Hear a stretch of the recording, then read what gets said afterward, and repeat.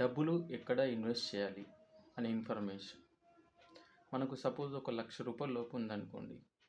ఒకప్పుడు బంగారం వెండి కొనేవాళ్ళం. మా ఫ్రెండ్ 58, 60,000 బంగారం కొన్నాడు. అది ఇప్పుడు ₹1,50,000 అయింది. అంటే డబ్బులు చాలా అంటే మనీ వాల్యూ పడిపోయింది, మెటల్ వాల్యూ పెరిగిపోయింది. సో ఇప్పుడు 1,50,000, 60,000 నుంచి 2,00,000 మధ్యలో జరుగుతుంది. ఇప్పుడైనా ఒక తులం బంగారం కొంటే ఫ్యూచర్లో ఆ మనీ వాల్యూ పడిపోయినా ఆ బంగారం అలాగే ఉంటుంది. బంగారం సేల్ చేయొచ్చు, యూటిలైజ్ చేసుకోవచ్చు. నెక్స్ట్ వెండి. ఫ్యూచర్లో బంగారం కంటే వెండి ఎక్కువ విలువనిస్తుంది. ఎందుకంటే బంగారం ఒంటి మీద ఎక్కువ వాడతాం, కానీ వెండిని పరిశ్రమల్లో చాలా రకాలుగా ఉపయోగిస్తున్నారు. వెండి యొక్క కొరత కూడా ఏర్పడుతుంది. అసలు వెండి వాల్యూ అంతగా పెరగడానికి కారణం కూడా మార్కెట్ యొక్క యూటిలైజేషన్. అంటే పరిశ్రమల్లో ఎక్కువగా వాడడం వల్ల వెండిని బ్రహ్మంగారు కూడా చెప్పారు. ఏమని చెప్పారు? బంగారం కంటే వెండి విలువ పెరుగుతుంది భవిష్యత్తులో అన్నారు.